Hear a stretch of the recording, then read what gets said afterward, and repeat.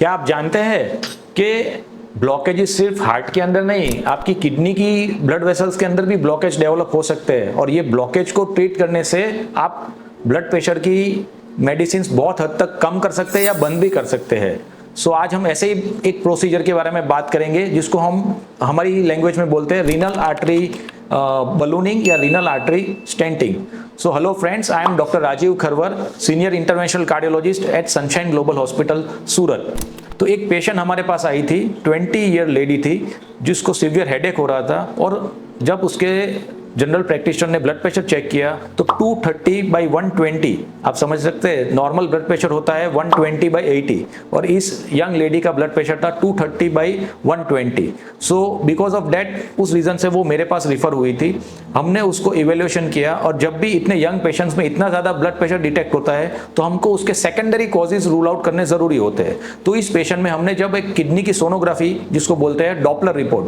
तो Doppler report कराया तो उसकी राइट साइड की किडनी की नली के अंदर severe blockage 90 to 95% blockage detect हुआ। सो इस पेशेंट को हमने कन्विंस किया कि हम उसको बलून करेंगे, और बलून करने से उसका ब्लड प्रेशर की मेडिसिन हम बंद कर सकते हैं या रिड्यूस कर सकते हैं। सो ये पेशेंट को जनरली ये जो प्रोसीजर होती है हम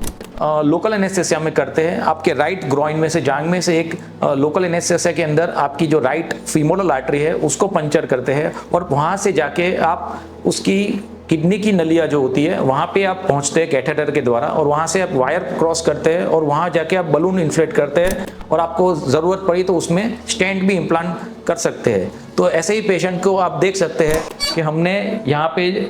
उसकी राइट ग्रॉइन में से जाके ये कैथेटर है, और कैथेटर को हमने